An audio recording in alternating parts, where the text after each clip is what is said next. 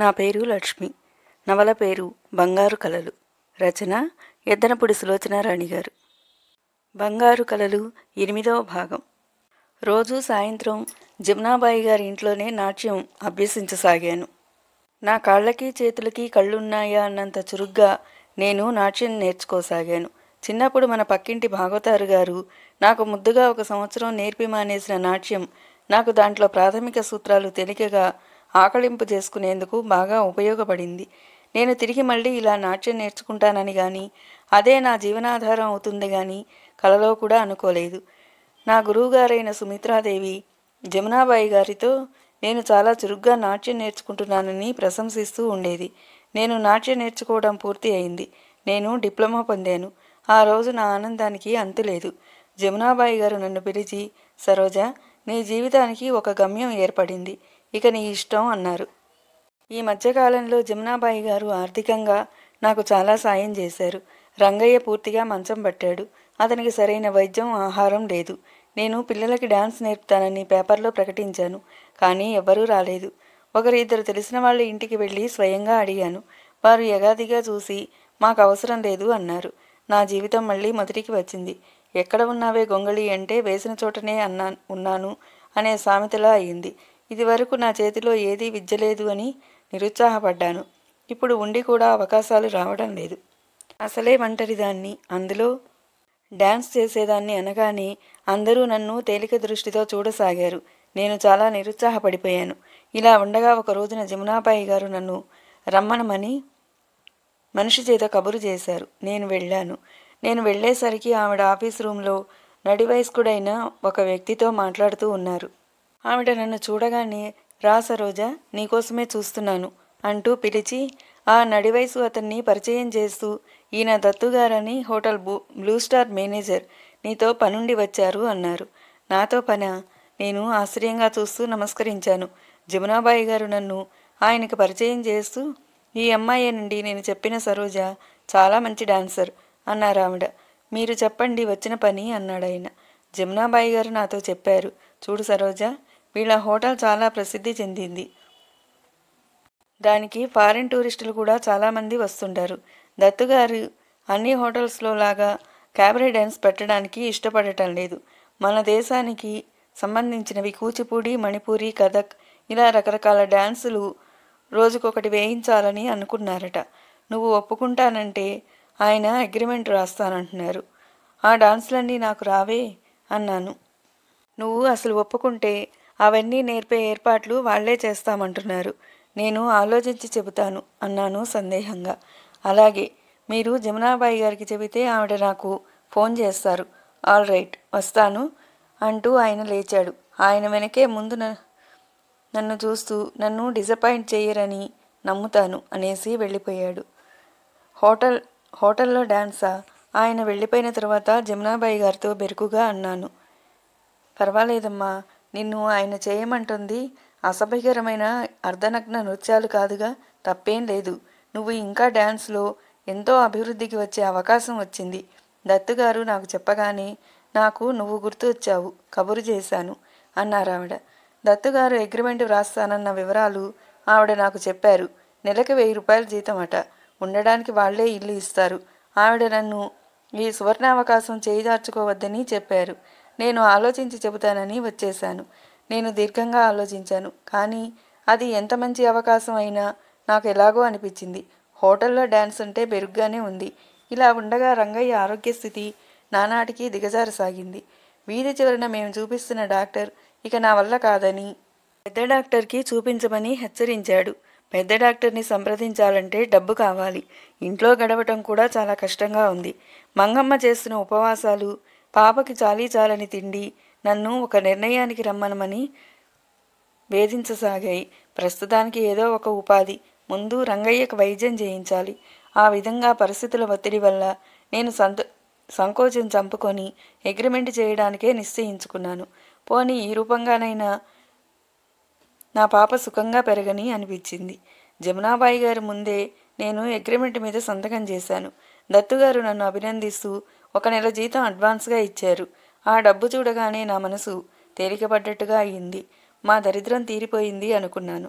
డబ్బు చేతికి రాగానే సరాసరి ఆ పెద్ద డాక్టర్ గారి దగ్గరికి వెళ్ళి ఆయనకి రంగయ్యని చూపించడానికి ఇంటికి తీసుకువచ్చాను. కానీ అప్పటికే ఆలస్యం అయిపోయింది.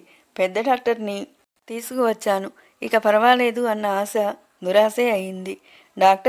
గారు వచ్చేసరికి రంగయ్యకి ఆఖరి క్షణాలు సమీపించాయి. డాక్టర్ని వెంటబెట్టుకుని వచ్చానని, ఇక నీకేం భయం లేదని నేను అంటుంటే రంగయ్య కళ్ళల్లో ఆరిపోవడానికి సిద్ధం అవుతున్న జీవం ఆఖరి చూపు చూస్తున్నట్టు కృతజ్ఞతగా చూసింది. అమ్మా, పాపని ఎలా సాగుతావో, నేను లేకుండా ఎలా బ్రతుకుతారో మీరు. ముసలిది జాగ్రత్త అన్నాడు ఆఖరి మాటలుగా. నాకు ఎక్కడి లేని దుఃఖం వచ్చేసింది.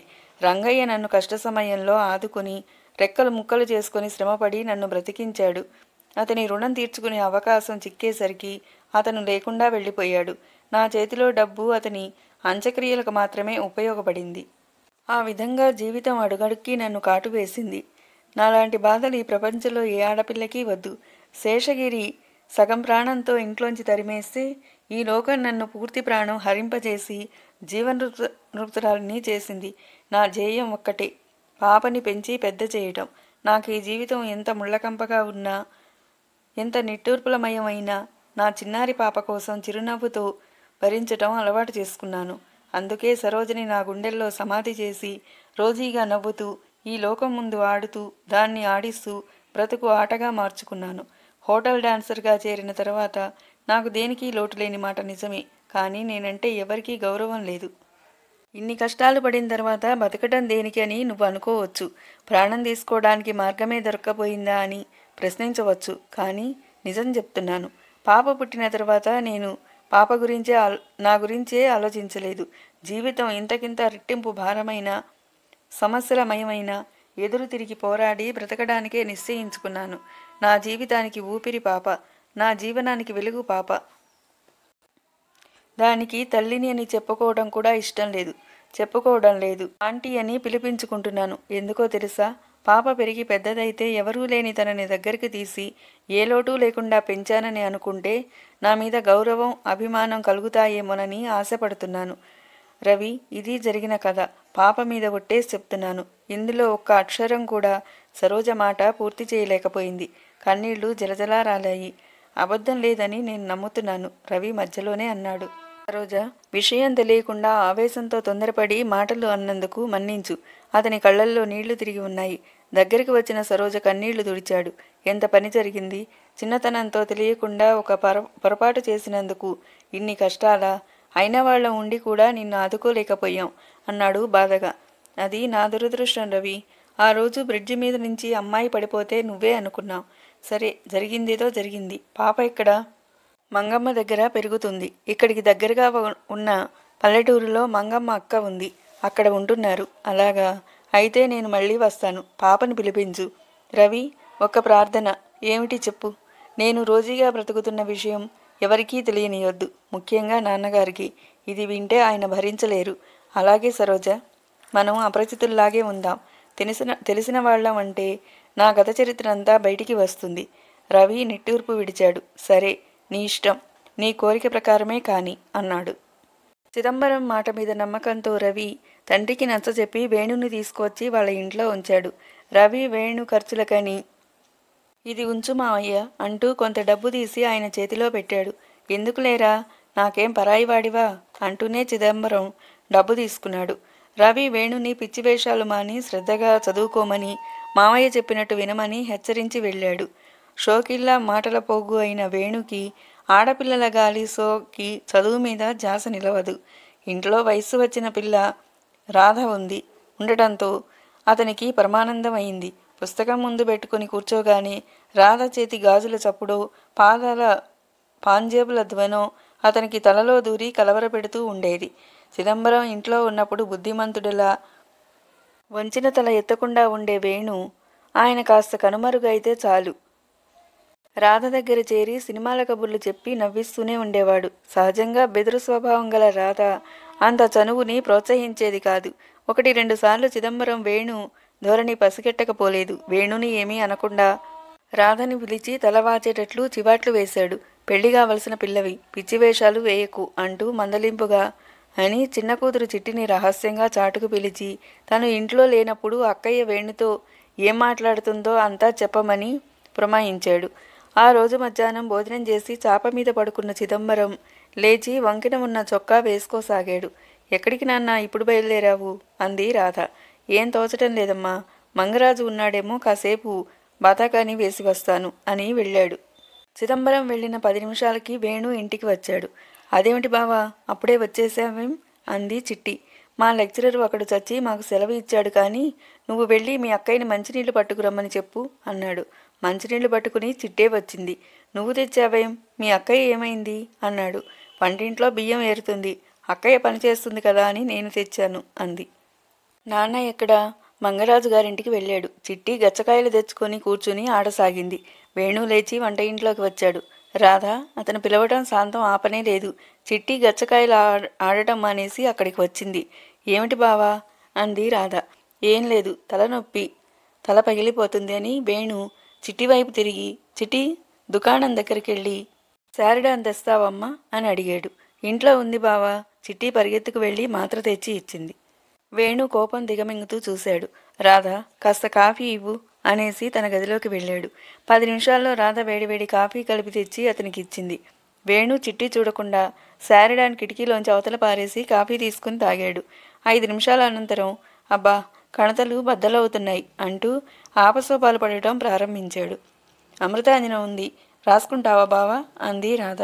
తీసుకురా అన్నాడు. రాధ తీసుకువచ్చింది. నాకేమిటో కళ్ళు తిరుగుతున్నాయి రాధా అంటూ మంచం మీద వెనక్కి వాలాడు. నేను రాయినా అంటూ రాధ అతని దగ్గరికి వచ్చింది. నీకు శ్రమ, ఇందులో శ్రమే ఉంది బావా అంటూ రాధ అతని కణతలు రుద్దసాగింది. వేణు రాధ చేయబట్టి మంచం మీద కూర్చోబెట్టుకున్నాడు. చిటిని ఆ గదిలో నుంచి అవతలికి పంపాలని శతవిధాలా ప్రయత్నించాడు. కానీ సాధ్యం కాలేదు. చిట్టి కాపలా మనిషిలా అక్కడే కూర్చోవటంతో అతని ప్రాణం ఉస్సూరుమంది. అరగంట తర్వాత ఇంటికి వచ్చిన తండ్రికి రహస్యంగా చెవిలో జరిగిందంతా ఊదేసింది చిట్టి. సరోజ కూతురికి తల దువ్వి మంచి గౌను తొడిగి ముస్తాబు చేస్తోంది. ఏమిటమ్మా ఈ హడావుడి, ఎవరొస్తున్నారు అంది మంగమ్మ. ఎవరా? దేవుడు మంగమ్మ. దేవుడు కంటే మంచి మనసు కలవాడు. దేవుడంటే? ఉమా అమాయకంగా అడిగింది. నీకు బొమ్మలు, బిస్కెట్లు, చాక్లెట్లు ఎన్నెన్నో తెచ్చేవాడు. ఓ, నాకు తెలిసిపోయింది ఎవరొస్తున్నారో. ఉమా చప్పట్లు కొట్టింది.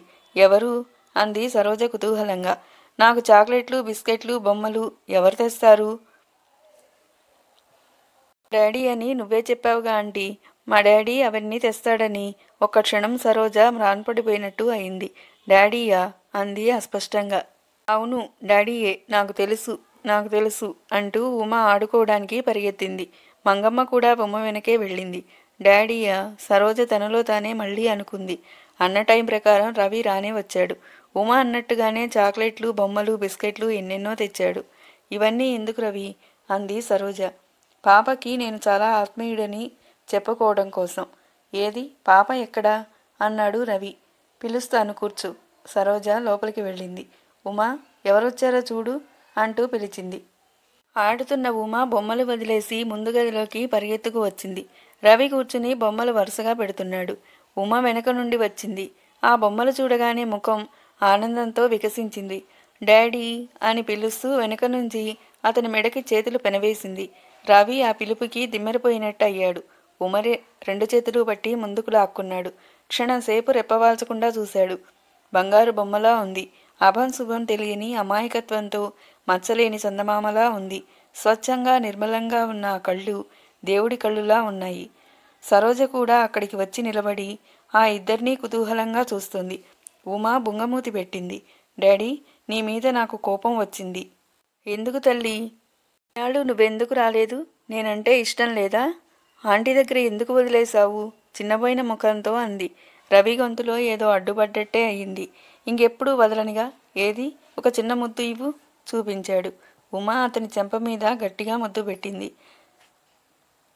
అతని ఒళ్ళో కూర్చుని బొమ్మలు చూసింది, కబుర్లు చెప్పింది. కాఫీ తెచ్చిన సరోజ, ఉమా చాలు, ఇక వెళ్ళి ఆడుకోమ్మా. నేను వెళ్ళను. పాప తల అడ్డంగా ఊపింది. వెళ్ళు, మా తల్లివి కదూ రవి బతిమాలాడాడు. నేను వెళితే నన్ను మురిపించి నువ్వు వెళ్ళిపోతావు. వెళ్ళనని చెబుతున్నాగా రవి వాగ్దానం చేశాడు. నీతో నన్ను తీసుకెళ్తావా మరి? తీసుకువెళ్తాను. ఇక నుంచి ఒక్క క్షణం కూడా నిన్ను వదలను. పాప సంతృప్తి పడినట్టుగా బొమ్మలు పట్టుకొని వెళ్ళిపోయింది. సరోజ చిన్నపోయిన ముఖంతో చెప్పింది. క్షమించు రవి, పాపకి ఒకసారి మమ్మీ డాడీ ఫారెన్లో ఉన్నారని, వాళ్ళకి చాలా పనులు ఉంటాయని, నా దగ్గర వదిలారని, ఖాళీ దొరకగానే చూడటానికి వస్తారని చెప్పాను. ఆ మాట నేను మర్చిపోయినా ఆ పసి హృదయం మర్చిపోలేదు. ఆడుకుంటూ తోటి పిల్లలతో మా డాడీ వస్తాడని అంటూ ఉండేది. నేను చెప్పినప్పుడు కలలో కూడా నువ్వు ఇలా వస్తావని కానీ, పాప నిన్ను డాడీ అనుకుంటుందని కానీ ఊహించలేకపోయాను. ఇప్పుడు మాత్రం ఏమైంది సరోజ? నా మనసులో ఉన్న మాటలే పాప పెదవులు పలికాయి. రవి, నిజం సరోజ, నేను బాగా ఆలోచించాను. పాప బాధ్యత స్వీకరించడానికి నిశ్చయించుకున్నాను. ఇక నుంచి పాపకి అన్నీ నేనే. సరోజ కళ్ళల్లో నీళ్లు చిప్పిల్లినాయి. వద్దు రవి, వద్దు. ఈ పాపిష్టి దాని పాపఫలం నీకు కర్తవ్యం కానియొద్దు. అంత భారం నేను నీ మీద పెట్టలేను. ఇందులో భారం ఏముంది? నువ్వు కూడా బాగా ఆలోచించు.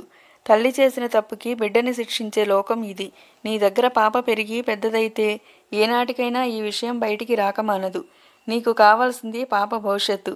పాప క్షేమంగా ఉండాలంటే పెద్దదైన తర్వాత సగర్వంగా నలుగురిలో తలెత్తుకు తిరగాలని నువ్వు అనుకుంటే పాపని నాకిచ్చేయి. ఏమిటి సరోజ, ఏమిటి నీ భయం? ఎందుకు నీవు తటపటాయిస్తున్నావు? సరోజ ముఖం ఉద్విగ్నంగా అయింది. రవి, నాకేం పాలుపోవటం లేదు. ఏం చెయ్యాలో ఏది మంచో అసలేం తెలియటం లేదు. నా మీద నమ్మకం ఉంచు. పాపను నాతో తీసుకెళ్తాను. మంగమ్మతో బట్టలవి సర్దమని చెప్పు. రవి, పెళ్లి కాని వాడివి, ఎలా పెంచుతావు? అదంతా నాకు వదిలేసి నువ్వు నిశ్చింతగా ఉండు. పాప మనసులో నేను తండ్రిననే ఆశ బలపడని, ఆ నమ్మకం ఆ చిన్న హృదయంలో ఆనందంగా పరిణమించని. నీ మాట కాదనలేను. నీ ఇష్టం. నువ్వేది మంచిదనుకుంటే అలాగే చెయ్యి. సరోజ కళ్ళు తుడుచుకుని లోపలికి వెళ్ళింది. 10 నిమిషాల తర్వాత చేత్తో చెక్బుక్తో తిరిగి వచ్చింది. మంగమ్మకి చెప్పాను, బట్టలు సర్దుతోంది అంటూ ఒక చెక్కు మీద సంతకం చేసి ఇదిగో అంటూ అందించింది. సిగరెట్ వెలిగించుకోబోతున్న అతను ఆగాడు. ఏమిటది? పాప నీకు బాధ్యత అయినా ఆర్థికంగా భారం కాకూడదు. బ్యాంకులో నా పేరిట ఉన్న డబ్బుకి చెక్కు ఇస్తున్నాను. పాప ఖర్చులకి వినియోగించు. రవి ముఖంలో రంగులు మారాయి. మౌనంగా అందుకుని దాన్ని సిగరెట్ లైటర్ వెలిగించి అంటించాడు. సరోజ స్తబ్దురాలైనట్టు నిలబడింది. నీ సంపాదనలో 1 రూపాయి కూడా వద్దు. పాప భవిష్యత్తు నా కష్టార్జితం మీద నిర్మింపబడని. సరోజ ముఖం పాలిపోయినట్టయింది. ఈ డబ్బుని నేను మాత్రం ఏం చేసుకోను రవి. పాప కోసం మనసు చంపుకొని సంపాదించాను. ఈ ప్రపంచంలో నా అనేవాళ్లు లేని అనాథలు చాలామంది ఉన్నారు సరోజ.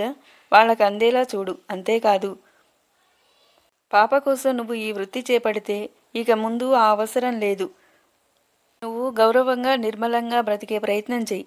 అది సాధ్యమా రవి? నా అనేవాళ్ళు అండ ఉన్నప్పుడు సాధ్యం కానిదంటూ ఏమీ లేదు. క్షణంసేపు సరోజ ఏమీ మాట్లాడలేదు. పాలిపోయినట్టున్న ముఖంలోకి క్రమంగా ఆవేశం పొంగులా వచ్చింది. నీకు తెలియదు రవి, నీకేం తెలియదు. ఈ ప్రపంచంలో చెడిపోవడానికి అడుగడుగునో ఎన్నో మార్గాలున్నాయి.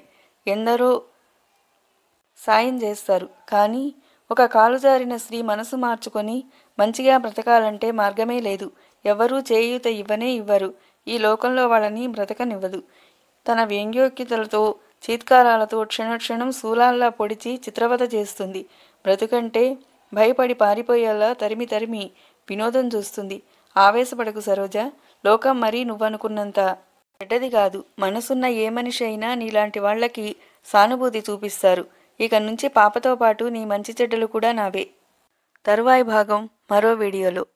మీకు మా వీడియో నచ్చినట్లయితే లైక్ చేయండి, షేర్ చేయండి, కామెంట్ చేయండి, అలాగే సబ్స్క్రైబ్ చేయండి. Thank you all.